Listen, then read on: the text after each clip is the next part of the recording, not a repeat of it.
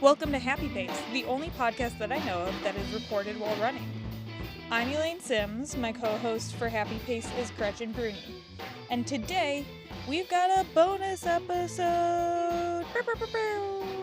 Since June 5th is Global Running Day, we're celebrating the whole month with additional content for you, our listeners. Today, Shalini Bejan joined us for a run. Shalini is a leader in the trail running community, a race director, and the owner of Terrain Trail Runners. Of course, we had to take this episode on the first ever trail run record at our satellite studio Bootleggers Trail at Creve Coeur Lake Park. Creve Coeur Lake Park is located outside of the city of St. Louis with connections to the 1904 World's Fair and host of the rowing competitions for the 1904 Olympics. If you're interested in learning more about Creve Coeur, let us know in the comments and maybe we'll convince our historian Kelly Eldridge into a run covering the Creve Coeur Lake history. Now before we get started, just want to announce that we are now on Apple Podcasts. You can find Happy Pace on Apple Podcasts, Spotify, and YouTube. We're also on TikTok, Instagram, and if you email us, happypace@houseofmachka.com with any of your suggestions or questions, we'll be happy to answer there. We have one past guest who raced in the past few weeks. Leah Thomas, FKA, formerly known as Leah Koch, absolutely crushed it at Grandma's Marathon on June 22nd with a time of 3:42. Now that was a stellar 15-minute PR for her. Congratulations, Leah, for not only meeting your goal, but crushing it. You can read about her experience and her race recap in the show notes below. We've included a link to her blog. Now come join us as we gather at Bootleggers Trailhead for a nice relaxing run and settle in to your happy pace. Well, so let's actually start out with a little bit like, who are you? Well, who am I? I'm Shalini Bejan. I am the founder of Terrain Trail Runners, and I'm a trail runner, ultra runner, coach, and race director. We're at the Bootleggers Trail at Creve Coeur Lake. We're actually at a satellite recording studio today with Shalini. We are going to talk about her impact on the trail running community.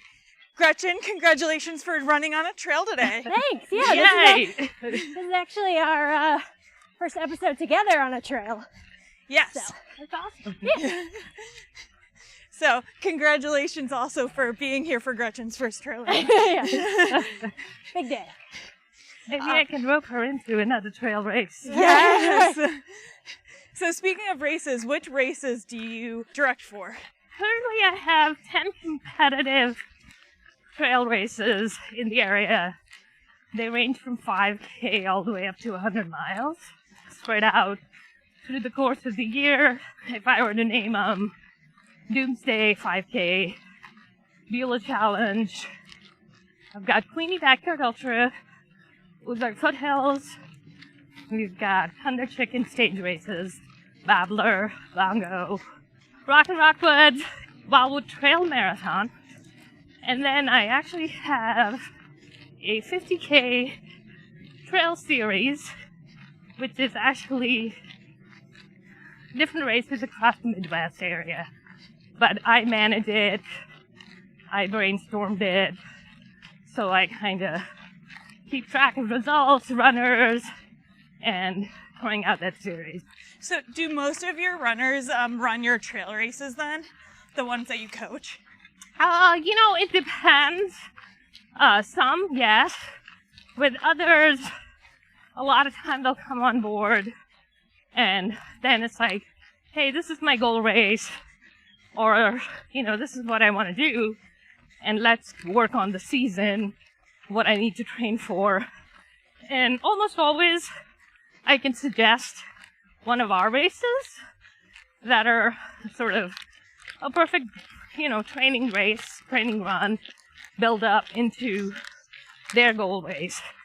But that's not always the case. And what kind of skill levels are you working with then? Any and every, really. It just depends. I've got a lot of first-timers that are looking into their first 50-mile or 100K, 100 miles. and that's kind of where they're at. Or I've also had, people that are like, hey, I want to run this half marathon on trail. I've never run a trail half. So, there's people that have been at it for years, and they pick a really challenging race, and they're like, I need a little more focus in my training. So I coach them. Or there's just people who are like, hey, I want to get into trail running. What do I need to do? Well, I'm going to take it back a little bit. Sure. I saw like you ran in high school, but then you didn't really run again until your 30s. Kind of want to touch on like your high school running experience first, and then kind of why you got back into running. High school was, just like every high schooler, you're kind of looking to do something. I was running track. Okay. So I was a sprinter. A lot of 100 meters, 400 meters, relay. So that was kind of my focus. I competed all the way through high school into college. It was a lot of just fast pace, hammer down this, right, cut down. Were you in New York for high school, or? No, so I grew up in Delhi. Okay. I went to an all-girls private school. Gotcha.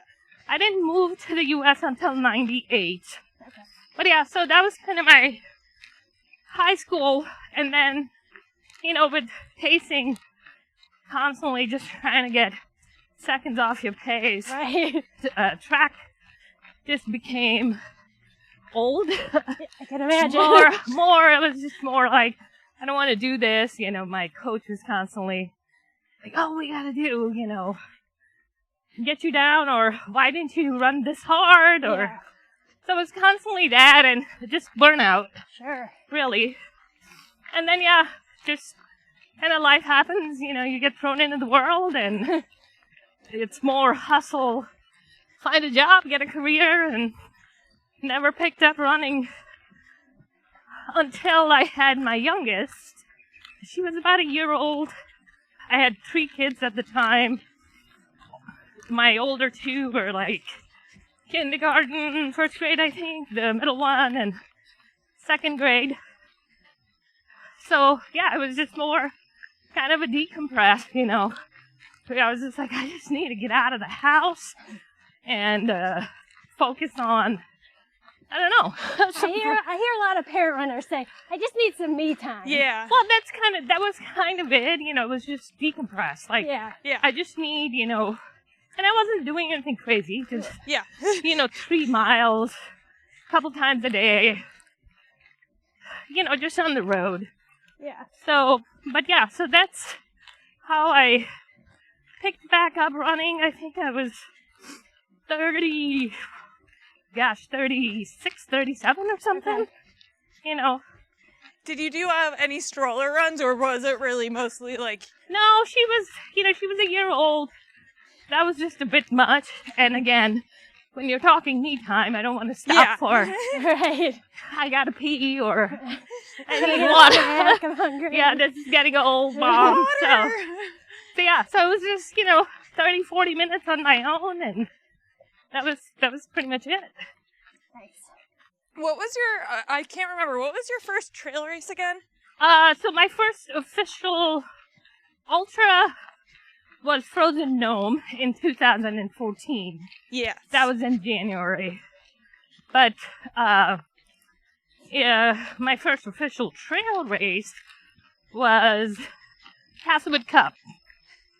So you went from Castlewood Cup, which we love, to an ultra in 2014, Frozen Gnome, and then 2018 you were training for Barclays. Yeah. So it wasn't quite that quick of a transition. It took me a couple years before the first 50K, which was in 14. I did a couple local trail races, the usual stuff, Castle Cup, Frozen Feet, Quivering Quad, Yeah. And then I'd actually trained for a road marathon. And I couldn't tell you if that was that was 13, I think. It was when I was like, just kind of needed more, finished, and it was a very anticlimactic finish. So that's when I sort of started turning more on the trails and focused where I wanted to be, I guess. I love that, though. You finished your first marathon and were like, I want more. Yeah. I finished mine and I was like, I'm never doing this again. Well, it was just, it's like this,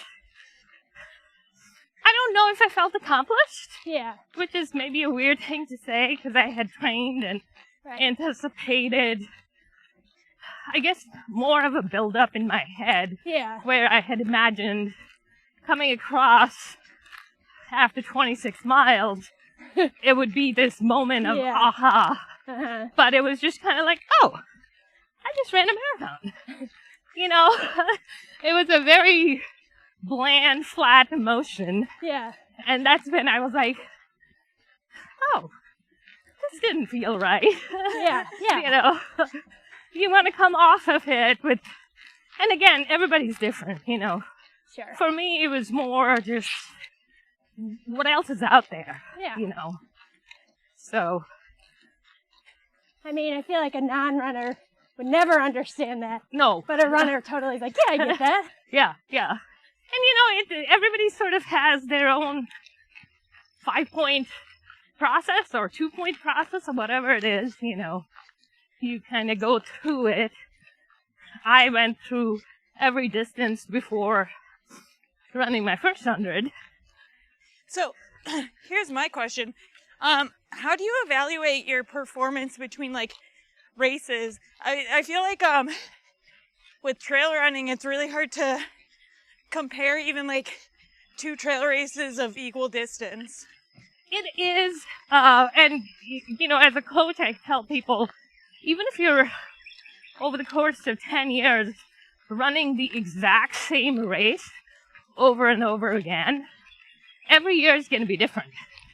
And I think that's what draws people, in part, to trail running. You could have a perfect training session, and then you get to race day, and you're not in control. Yeah. Weather could go shit, your body could go south, and just kind of troubleshooting through all those processes. And then also depending on, how steep the course is, how variable the hills are, where you're at, if it's altitude, or, how much of it is runnable. I mean, when I design races and courses, classic example is Rock and Rockwoods. The front half of that race is steep and gnarly. The middle just kind of meanders, you can cruise control. And then the back half kicks your butt. So, there's a lot of strategy there and I have runners that have run that race for 10 years straight. And every year they're like, I don't know what happened.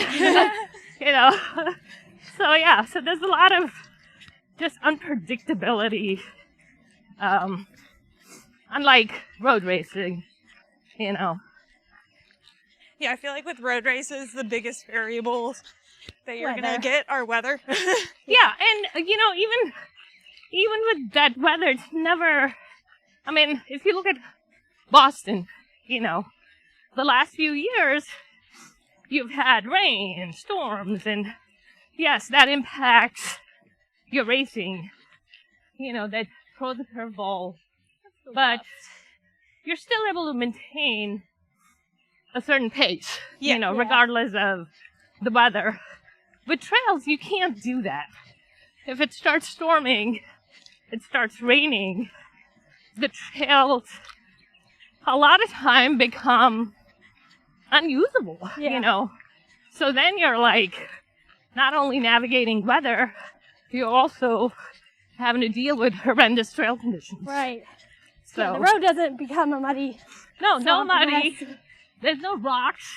Right. There's no trees down. You're not contending with all those different natural components. But I think that's just it. It's like life. you get thrown a curveball, and your choices are you roll with the punches, or I don't know how many people have the option of throwing in the towel and saying, I'm done with life. You know? So, well, yeah, so I just DNF'd at a 50K. And it happens. How do you know when you're like, you're kind of like at your limit, or like the risk isn't worth it anymore? Well, so, over the course of 10 years of just racing distance, I have had 4 or so DNFs. And I know the first one was hard. Like, I had trained my ass off, and just going back to the weather went south, and it was just unreal. At some point, I was like, I just am hiking at 30, this was Bighorn. Oh. Out in Wyoming, and, we went through 80 degrees all the way going up onto the mountains. It was sleeting and freezing temperatures. Oh my gosh. So it was mentally, I don't think physically I was done. Mentally I was done, and I kind of talked myself out of it. I was actually with a guy from Philadelphia. He was a policeman, and both of us were like, all right, we're done. Got to the aid station. We're like, we're dropping. And they're like, this isn't a drop aid station. You gotta go another. Oh, God. No. Yeah, I was like, you gotta go another 20 miles, before you can physically drop. So I was like, shit. So anyway, gosh. I know, kept going. Got to the next aid station. So this guy I was with, he got to the aid station and passed out. He's like, I just need to close my eyes. Oh, and it was one of those aid stations where they had hauled all supplies and water and camped there. So it was limited, just food, barely any food and just water. So while he's taking a nap, I sat there and I asked the crew, I'm like, hey guys, what do you have to eat? And they had some venison steak from the previous night. Hey, that's fun. And a beer. So it was the hardest venison steak I have ever eaten. But it was the best food I had ever eaten. So anyway, I got up and... Very well done. Yeah, and I felt so good. And immediately I'm like, why did I decide to drop? But it was, like I said, it was just mental. Yeah. And the weather started turning, trail conditions getting better. So I ran hard, but at that point I kind of knew that I wouldn't make the cutoff to the final aid station, and that was like a 70-mile DNF. Oh my gosh. But, as I said, it was hard. Yeah. I got on the plane and I was already signed up for another 100. That was harder than that one, simply because in my head I was like, I can do better. I know this is achievable. I can run a harder mountain race. That was in June. I came back to St. Louis, went back to training, and in September I ran I Am Tough in Idaho. Ooh. And I finished, Yeah. But I think since then, back to your question of when do you know you're done, I think it's your head. It's all in your head, Yeah. You mentally talk yourself in and out of things. And I've done that with a few races, and it just gets... A lot of it has been weather related. Yeah. Very few has been... Actually, there's been none where I've just kind of been like, I'm out, Yeah. It's just weather throws a total... A wrench into Yeah, and then you're like, I'm done, I can't do it. But yeah, so, it happens. It's not... Especially when you're trying to push those boundaries. It's inevitable that, you're going to finish everything. Yeah. So I think you have to kind of take that. I'm not about, after that first DNF, I've never had the urge for redemption. Okay. You know, it's like, okay, you know, so this didn't work. On to the next thing.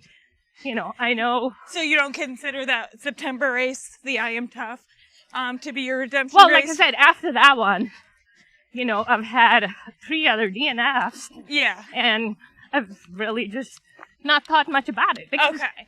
you know, it doesn't make, just because you don't finish, doesn't make you any less of a runner. Right. You know, Yeah. you're still you. You just got to come back to the drawing board. Yeah. And you got to look at, well, why did this happen? You know, what was it that made me think that way? And, you know, over the course of 100 miles, your brain goes through so many ups and downs. Oh, You just have to know, like, and even 50K, you know, you're kind of at 20 miles and it's like, okay, I got 10 more, you know, 12 more. And then suddenly it's like 28 miles. Suddenly only a 5K left. Yeah, and, you know, but I think it's just kind of training your brain to just know that this feeling of dread or, oh, I can't do this anymore, will pass. Do you have these types of conversations, like, to the people you're coaching? Yes, a lot of the runners that I coach, you know, it's all just, I mean, last year I was coaching a guy, earlier, and his training was good, went into older foothills. He just slowed down after that 3rd loop, to the point that he missed the cutoff. Oh. You know, Yeah. I kind of sat down and I'm like, okay, I know that this had nothing to do with your training. Yeah. So I was like, what happened? And the weather was perfect. You know, there was no, like, outside of your normal challenges. Yeah. There was no hail, there was no storms, there was no nothing. And he just said, I don't know. I mentally just shut down. And then I just got slow and slower and slower. Oh. And I just didn't care. So, you know what I mean? Yeah. Again, and I'm coaching him for his 2nd attempt at 100 miles this fall. And it's the same exact thing. And I'm just like, I could throw all kinds of drills. I can, you know, at some point, I can't control the dark spaces your mind goes into and how to pull you out of there. Yeah. Yeah. So, I mean, that's where I, like, as a runner, I struggle with probably a lot. I get in my head a lot. yeah. Oh, yeah. I think we all do. Yeah. It's not It as... is the sport. Yeah. It's just, you know, the time that you spend in your own head, whether it's a marathon or 100 miles, there are sections where you're on your own. Yeah. So yeah, just kind of understanding those lows and how to work through them, Yeah. you know. And like I said, nothing's ever permanent, you know. Yeah. You don't ever have the same thought process or the Yeah. same. I mean, I kind of now have, over the course of time, my highs and lows down. I know at 22 miles, I get a high, Yeah. you know. Then my mind goes off again around 40-something miles, you know. Oh, wow. I can pull that through 60. That's impressive. Well, but, you know, it's like, after 10 years of racing Yeah. numerous hundreds, I just know when my brain's gonna start being negative, at what mileage. Yeah. And just recognizing that, I have to just talk to myself and this will pass. And it does. It always does. So when the high hits, you take it as hard as you can, because guess what? Oh, low's gonna come. Yep. So it's just like a lot of up and down, you know. Yeah. Yeah, quite literally and Right. also emotionally. Oh, it is. Absolutely. It's just mental, emotional. Physically, I think you can just, I don't know, you can make your body just muscle through stuff, Yeah, you definitely can. you know. Yeah. But I think if you lose your shit mentally, then, yeah, it's hard to come out of that. Yeah. Have you had to fight injury then? Because it seems like you've been running pretty consistently for the last 10 years. Knock on wood. Yeah, that's good. You know, I've had overuse issues, not gonna lie. You know, as in also 10 years of abusing my body over some ridiculous races and just, you know, lingering issues. I've been fortunate enough where I've had a good sport doctor. It's really just, hey, you gotta do your strength training, you know. And as I get older, I recognize that 10 minutes of stretching can do so much wonders for your body that, you know, I'm like, okay, I want to keep racing. So there's that. There's also, again, there was a period in time I was running 90-mile weeks. Oh, wow. This is when I first started racing. Because I've read that you're running 40 to 50, 45 now. Right now, that's where I'm at. Okay.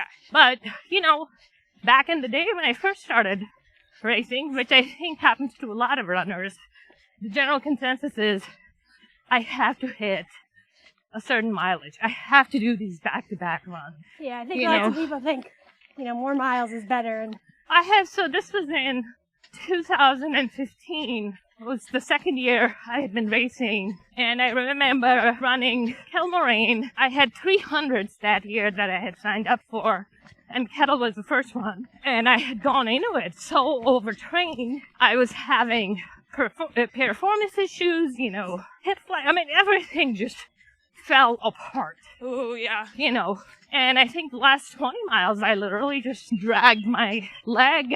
I was like, I got all kinds of time, I can finish it. But I was so miserable, you know. Yeah. And I remember that was kind of the point in my training where I was like, I can't keep running like this if I want to run for a period of time. Yeah. And actually enjoy it. right. And then also knowing that I had 2 other hundreds coming up. So I came back and I really tweaked the way I ran. I took out the back-to-back runs. I dropped my mileage. Over the course of 10 years, it's all just race-specific training. You don't need junk miles. You just need training that's specific to that race. You don't need to be pounding out 70, 80 miles a week. And that's where I'm at right now. I can comfortably finish 100-mile race with 45, 50. If I'm feeling really good, I'd hit about a 55-mile average for my peak week. But that's kind of where I'm at. That's where it's just my sweet spot. And I'm not overexerting. I still feel comfortable, and I just go out and run. Do you have a next race on the calendar for yourself? Yeah, I'm running Cascade Crest in July. So, yeah. Well, how are you feeling about it? I'm 3 weeks, just 3 weeks probably out of Sedona Canyon, 125. And that was just that was such a different race than anything I have run out here in the U.S.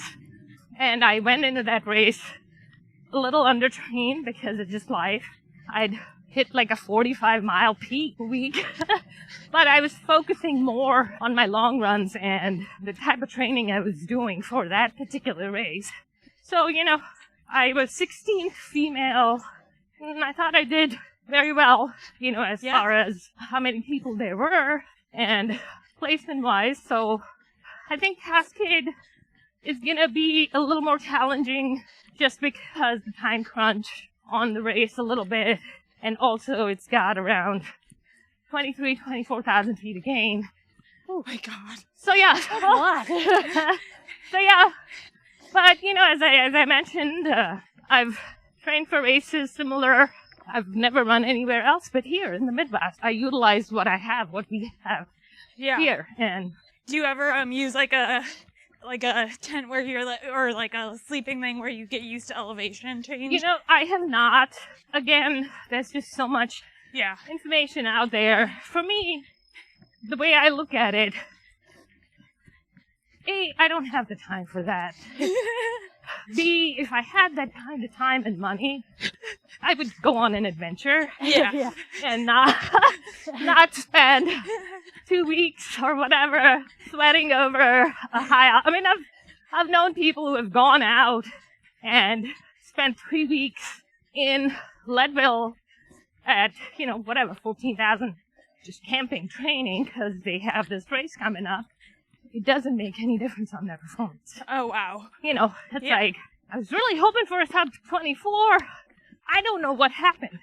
So I'm off the mindset, if it's always going to be, I don't know what happened, then why sweat over it? Yeah. Altitude's going to hit us. We're just not used to it. Yeah. Unless I can give myself a couple months at altitude, it's never going to feel like second nature. I've known athletes that live at altitude and still have issues. Yeah. I think that's where I'm at. I think the only variables you can control is just focus on your hill work. Focus on the technicality of the trail. At altitude, your heart rate's going to shoot. You're going to be slow. 13, 14-minute mile is going to feel labored, Yeah. But you just go through it. So do you, when you pick your races that you're going to run in, then do you have to only pick races that are not conflicting with the races you're directing? Yeah, I mean, that kind of unfortunately has become the norm. It's always hard to find that balance of, can I focus and train properly? Yeah. Spring's really hard as far as training goes because we've got a race every month. There's a race in January, February, March, April, May, Yeah. Now, granted, not every race requires the same amount of focus and zeroing in, but it's still time that takes out of my training. So I've kind of decided that I'm going to stay away from spring races as much as I can, at least if I can help it. So, which again is, a lot of times you see a race and you're like, I've been wanting to do this, and this is just how it's going to be, So, but yeah, it's a balance. It sounds like we're like addicted to running sometimes. It is, You plan your life around it. If anybody tells you otherwise, they're bullshitting. Yeah. It's a good, healthy addiction unless, you're just like, there are people who are racing 300-400 a month. Oh gosh. Jeez. But I think it just gives you a bit of a mental focus and a challenge and keeps you present. Yeah. And with everything else, life is just so stressful. Yeah. It's kind of, like I said, it just decompressed. Yeah. Especially as female runners, it's almost like people kind of are, I feel like people almost more expect it from like men that they're gonna run, but I don't know. I don't know where I was going with that. And that's another thing that, when I first got into distance running, I was like, why can't I run like this dude? Yeah. And again, it's just a lot of learning and a lot of understanding your body. With women, there's so much happening in your bodies. I train female athletes. You're going through your monthly cycles. Yeah. Your hormones at different times of the year or month are just variable. There's so much anxiety. Yeah. There's, and that's just physically what's happening inside your body. And then you throw the outside, Right. You've got kids to worry about. Yeah. You got careers, there's just such a multi-layer, multitudes of, and no offense, but dudes don't have to deal with a lot of that. Yeah. Yeah. It's a very plain, systematic. But with women, there's a lot of high and low. So I think just understanding that and knowing this is the best my body can do today, tomorrow, and in another week, then that's just what I can do, But I think it's hard not to be hard on yourself and just be like, well, so-and-so can train. But, everybody's different. Everybody's different. Yeah. Yeah. I think you see that a lot with like high school, Yeah. mainly like endurance runners Oh, and yeah. track runners. Like they're used to beating the boys, and then they reach a certain point where the boys are then starting to beat them, and they're like, Yeah. what's going on? Yeah. Well, I have my youngest just ran track this year, and, you know, same thing. She'd come in, and my coach wants me to run, you know, whatever minute miles, and she'd freak out, and Yeah. I don't know if I can do that, and, Mom, did you see these guys? Did you see, you know, and it's always like, listen, honey, just do what your body is giving you that particular day.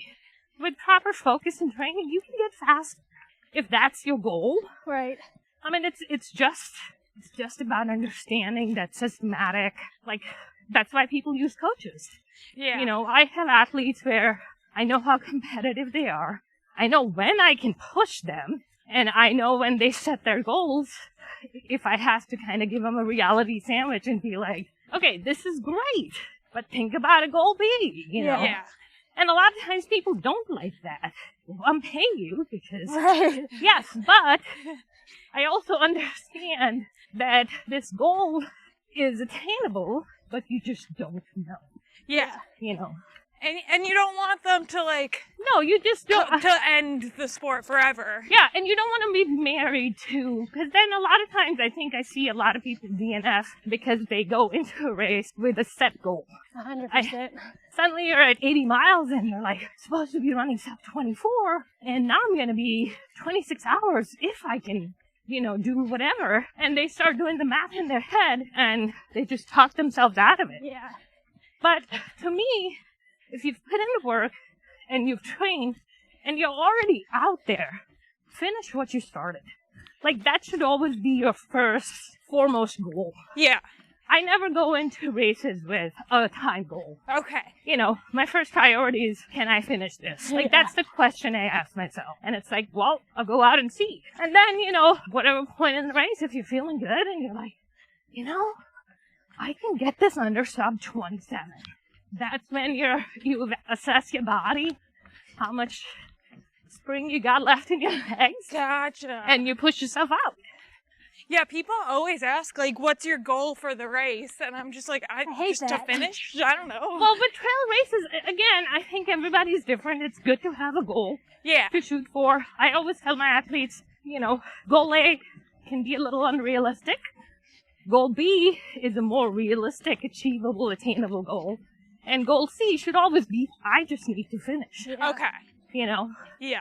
And if you have those in your head, then you can adjust your expectations on the fly, depending on how the day is going. Yeah, I do think road runners typically are more tied to a Oh, yeah. time. Yeah. Well, they can pace. You can Yeah. pace. Yeah. You know, you can clip at a decent pace. You can cruise control. You can't do that with trails. Right.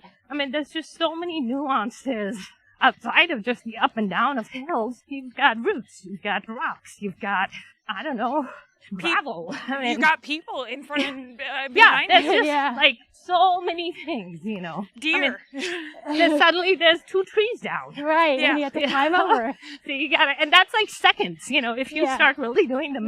math, every time you jump over a root, Oh, every time you navigate around a rock, over a course of 100 miles, that's minutes. Right, right. Like, all of our watches are all different. Like, That's the Yeah. other part of it, where Yeah. people just get so, I don't know. It's like, I keep telling people, your watch is telling you at 200 feet per mile. That's probably inaccurate, but you're close. Yeah, I mean, I think the watch is a good, hey, I need to run 16 today, and I need to hit 3,200 feet again on that. You come close to it, but you can't be married to it at all. yeah. So I want to touch on a little bit. Obviously, the race director world is kind of male heavy. Oh, yeah. So I want to hear just like your experience being a female in that industry. When I first got into it, I never thought about it in that aspect. Yeah. Like, I never thought being a female or I was doing anything different, you know, it was just like, hey, I want to throw some races out, and suddenly, you know, we had a community, and I was working on that and engaging.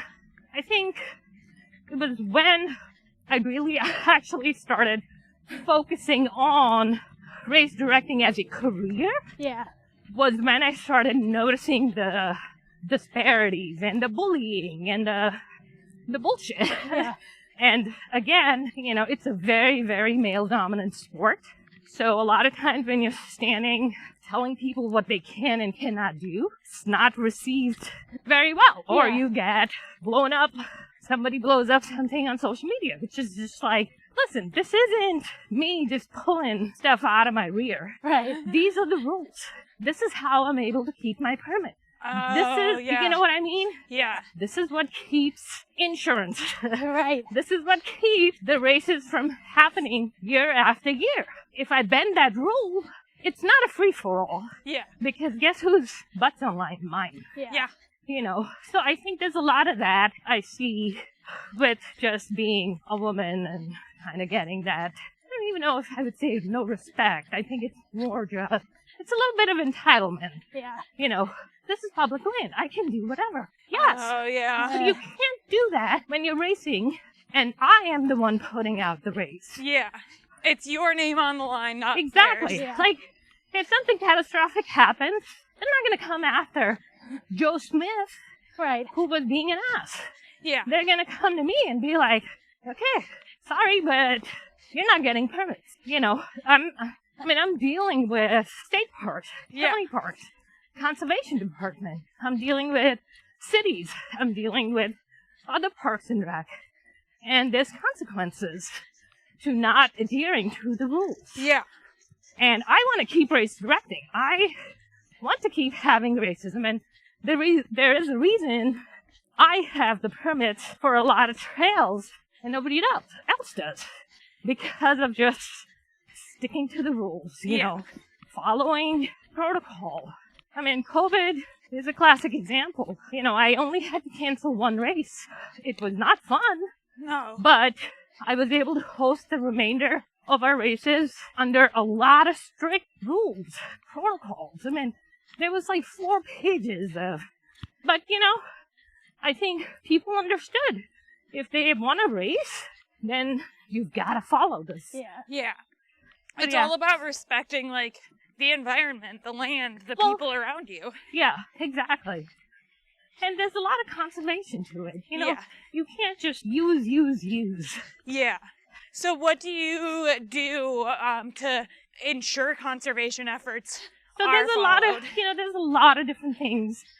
And the last 5 years, I've become a lot more aware of the impact that we make and can make. I think we went cupless in 2016 that eliminated, trash went from 5 bags to 2 bags. Ooh. Last 2 years, we've also eliminated post-race paper plates and cups and stuff. That's huge. Yeah. Yeah. Bring a mess kit, and if you don't have a mess kit, then take your food on a paper towel. Yeah. But I think those are just little things that we as people can do to change the impact. So there's that. There's a lot of work that goes into trail building, trail maintenance. I'm involved with that. Trail builds. I volunteer with Dork. I do other initiatives that are our own, whether that's with state parks or elsewhere. If you look at the volunteer hours, it's all black and white. And then last year, I partnered with Forest Relief. And I think this kind of came about because every time I go out, a lot of West Coast races, you're paying $150 to run a 50K, and swag is another $40. Yeah. You know, Yep. you don't really get a medal.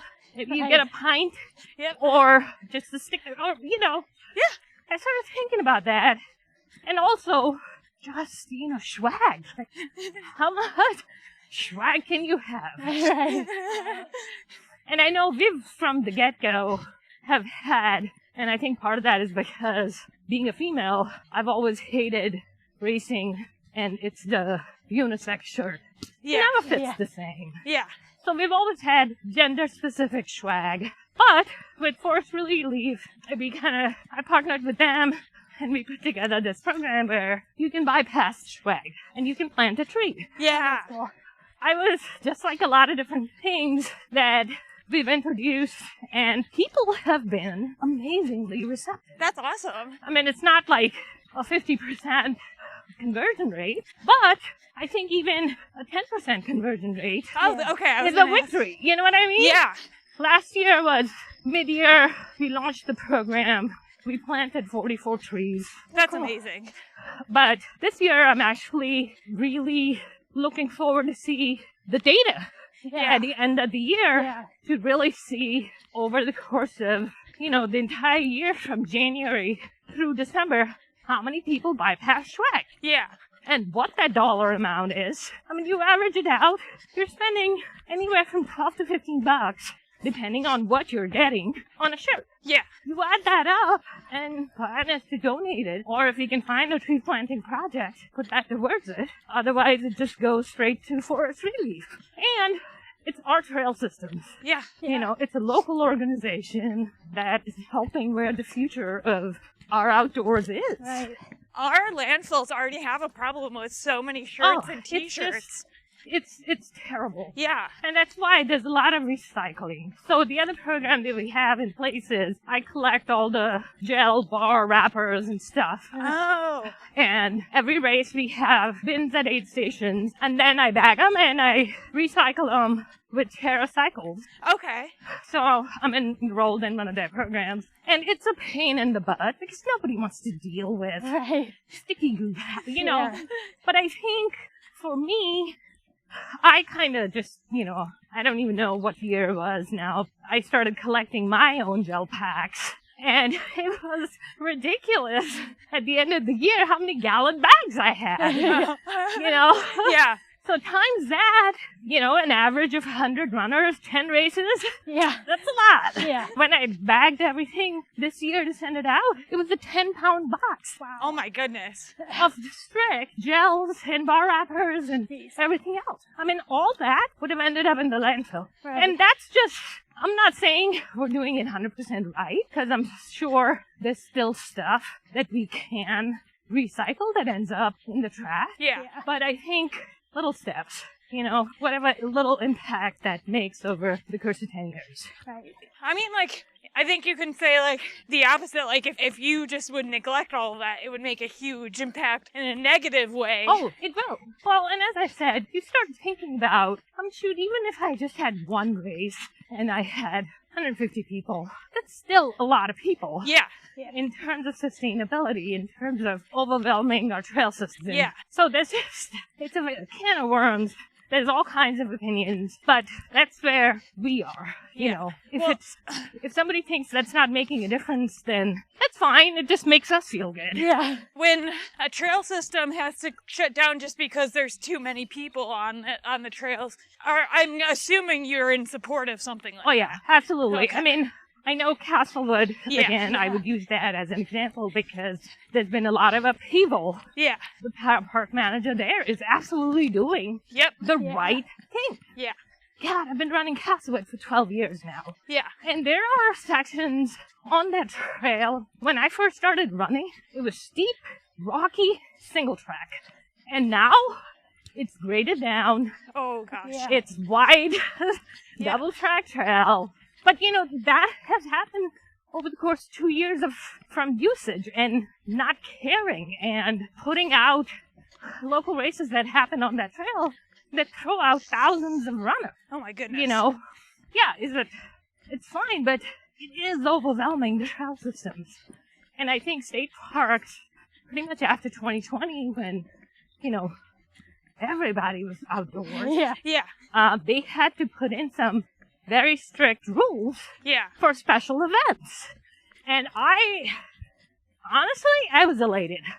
I was like, this is about time somebody started caring. Yeah. Somebody started saying, you can't put 400 runners when it's shitty trail conditions and not do anything about this. Yeah. So I love rain out dates. Yeah. When parks departments give me, hey, if it's raining, shitty bad conditions, trails aren't great, here's your rain out date. I will take that any given Sunday. Yeah. Over, I don't have a rain out date. If I don't hold the race, I'm going to lose my money as far as permits, insurance, and all that goes. Yeah. Well, it's a responsible thing to do. Yeah, over the course of 10 years, we've had to reschedule so many races. Yeah. And shoot, Dark to Dawn coming up in June. Yeah. I've had to reschedule it over the course of the last couple of years, a couple times, and then finally cancel it because every scheduled weekend, the trail was flooded. Oh my goodness. Something else crazy happened, and I just got to a point where I was like, Yeah. this is not a battle worth fighting at this point. I'm deferring everybody's registration. We will see you next year. You know, Yeah. it's a very simple fix. Yeah. Oh, I love that. Oh, there's a deer. Hi, baby. I freaking love the deer here because they're not afraid of anything. All right. Perfect. So we only have a little bit left. Woohoo. How are you doing? I'm good. Haven't fallen. So that's Yeah, yeah. You know, I can't totally say the same. Right. I fell on Sunday. Oh, did you? Yeah. Look at that. Yeah. And it was while I was guiding an entire group. And shoot. so everyone saw me. And I was on pavement. Yeah. And should be the easy part. Yeah. Well, but that's when you fall. You fall when you're like completely Yeah, complacent yeah. and just, you know, Yeah. the dumbest thing. Yeah. It's like, how? Exactly. What other challenges do you go through that we haven't talked about as like a race director? Last few years, I think the biggest thing I would personally complain about is bullying. You know, Okay. there's so much entitlement from a certain group of people and men. No offense. And, you know, everybody's entitled to their opinions, but I have had to, because of just people being people, I guess, I've had to change so many of the rules on our races. I've had to add questions, which are kind of dumb but I think in order for us to keep doing what we're doing and be able to keep putting these races, Yeah. maintain the integrity of the sport, but all because of some jackass, you know. Yeah. So there's that. And then, you know, I know we haven't talked about the Women's Summit, Yes. which has been at the core of a lot of things, and we have that in October. And again, that just came from the need because, you know, I think there's a lot more women running trails now Yeah. than It they is were. growing. Yeah, than they were 12 years ago. I've looked up a statistic, and it was something like it was in the single digits. Yeah, And I now think, it's like 30-something%. yeah, I mean, there are races that we have, but there's a 60-40 split, which to me is really good. Yeah. You know, so I think there's that consistent growth. The Women's Summit is just a free event. It's a community event. You know, a bunch of us get together, just getting to know other women in the outdoor. You know, you don't have to be running trails, whatever. Just like come out, get to know your community. I think a lot of times with women, it's not just the limitations of, you know, your social limitations and whatever. It's a lot of inhibition where it's like, I don't want to run with a bunch of guys. Like, I don't know if I can keep up. So I think changing that and having a place and also leading by example, you know, it's like, it's okay to fail. You know, you're not going to be perfect all the time. It's okay to be slow. It's okay to just finish. Yeah. You're still out there doing it. It's okay to have an off day. Yeah, you know. An off week, even. So, Year. and you don't have to keep up with the boys. You just have to do your thing, whatever that thing is, you know. For Rockwoods this year, I would love to see some of our races have a high, and I actually kind of take that back. Like, with shorter distances, and I look at that data a lot, I think with shorter distances, we have more women Okay. over men Yeah. signing up. And I think that primarily comes from a little low commitment to training. You're not the caregiver, or you're the caregiver and you only have 5 hours to train, so you can train for a half, you can train for 50K. Yeah. So I see that a lot, but, you know, with the longer distances again, it just gets harder. So the initiative that we threw out this year was, we took in applications from women who, you know, we picked 3 women to run their first 50K ultra distance at Rock and Rockwoods. It's the hardest 50K in the area. Yeah. So by no means it's a race where you can just sneeze and wake up and, you know, it requires a lot of focus training. It requires a lot of time commitment. And so I, you know, thought, well, this will give 3 women an opportunity. They got 20% off registration. I will fully coach them. as part of that program, you know. Yeah. So we picked 3 local women, you know, different age groups, different places in their life.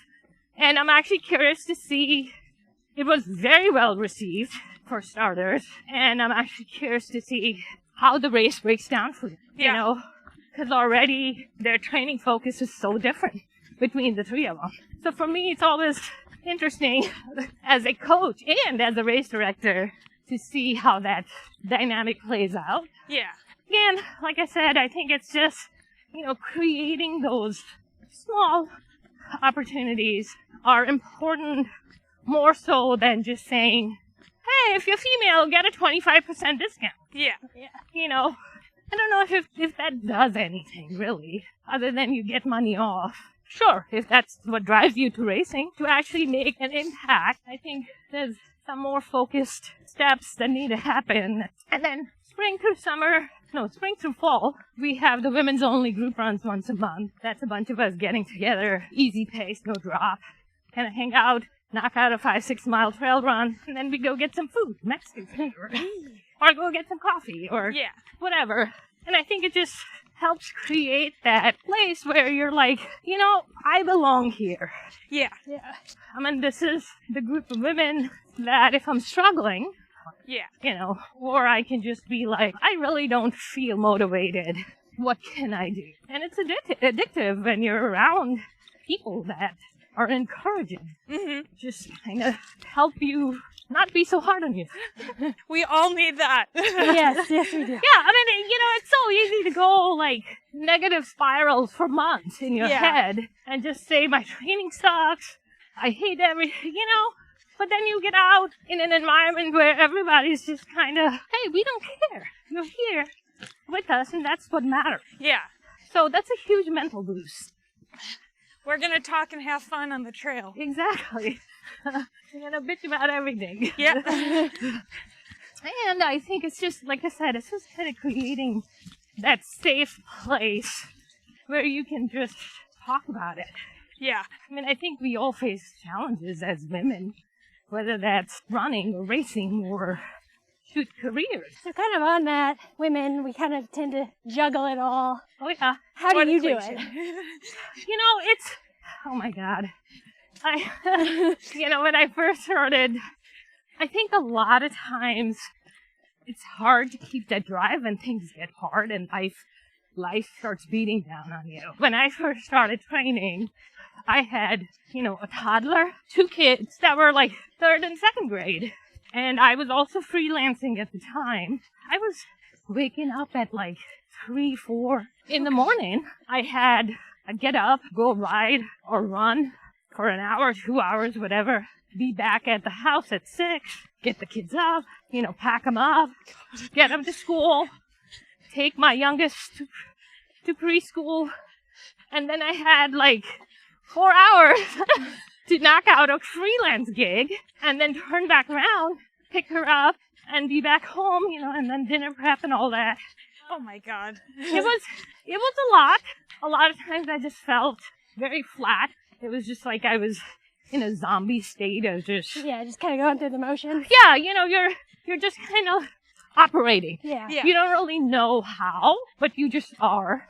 And I know it was hard. I had training partners that were in similar shoes, you know, where it was like, had young kids that were active. So we were all getting up at 4 or 5 in the morning, you know. So I think that was really nice to just have that support system. And that was the whole reason why I started training trail runners. Because you have people that understand that, you know, your 3-year-old woke up at 2 in the morning, throwing up, and here you are at 6 a.m. needing to get your long run done. Right. Yeah. It was a lot of that. It wasn't easy. But I think for me, it just became quality of my mental health. Yeah. You know? So you prioritize it. Yeah. You know, my mental and emotional well-being was just there. And I was like, I could not wake up at 4 and run. And then my day just derailed. I just stuck with the program. Yeah. More out of stubbornness.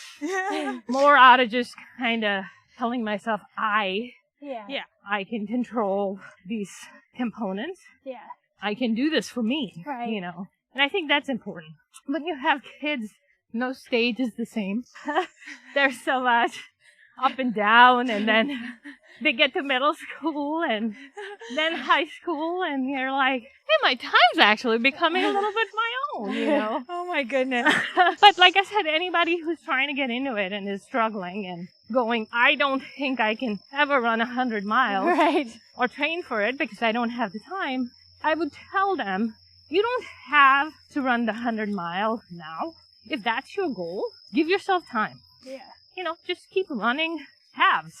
Just stick with the program, and there will come a time when you will have a little more Gotcha. breathing room, you know, Yeah. a little more space. And then you can kind of focus and say, okay, now my 4-year-old is in a place of whatever, you know, my Yeah. oldest can watch him. Right. I can sneak out for a 2-hour run, Yeah. and I can make this happen. I mean, there's no timeline, Yeah.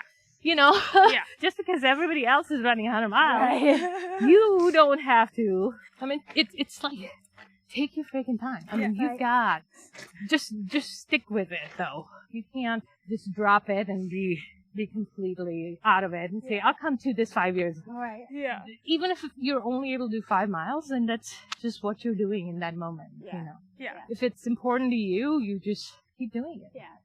That was a really nice uplifting note to leave on. Yeah, I just feel like ready to I go know. for the day. Like, yeah. Well, thank you so much Yeah, for thank you joining guys us for having me. today. Yeah, it was great. I've learned a lot about a lot.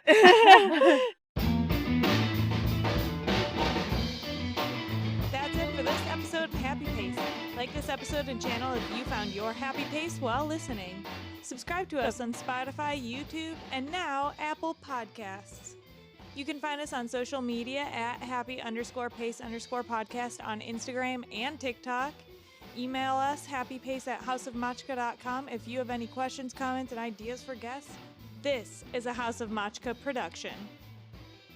Our music is written, performed, and recorded by Grant Underhill, Mike Plasmeier, and Jake Laconte. Our graphic designer is Rachel Slingluff. Our marketing manager is Gretchen Brune. This episode was recorded and edited by Elaine Sims. This episode was recorded in front of a live Bootleggers Trail audience. That's how we got to 26.2 miles.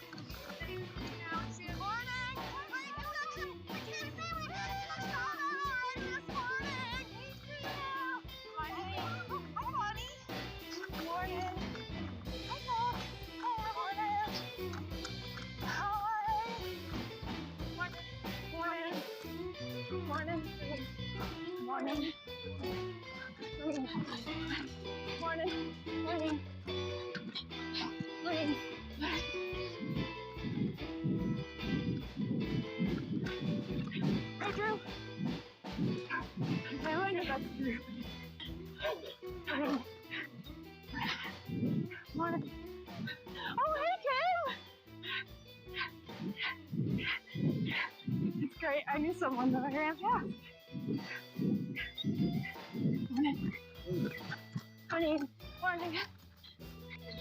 Morning. Good job. I'm sorry.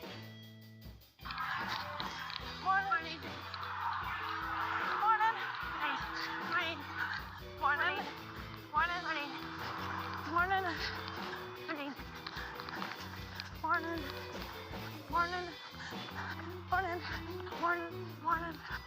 Also really need to go to the bathroom.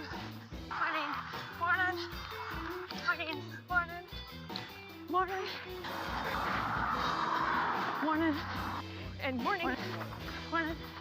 It is ready. Morning. Starting to get back up and dirty. Hey guys! Guys. Hey Luke! Some of the Big River Racing team. That's perfect. That was perfect. Morning. But morning. Oh, Yeah. hey Rita! Do you want to be on Morning. the podcast? We're recording right now. Elaine is recruiting her next podcast guest. Yeah. It's a good thing I'm smiling. Hi, Haley. Haley, yeah, We're on right now. We're recording. Say hi. Hi. Good morning. Morning. Morning. Morning. Morning. Morning. Hi, Sarah. Hi, Lauren. Morning. Morning. Morning. Morning. Morning.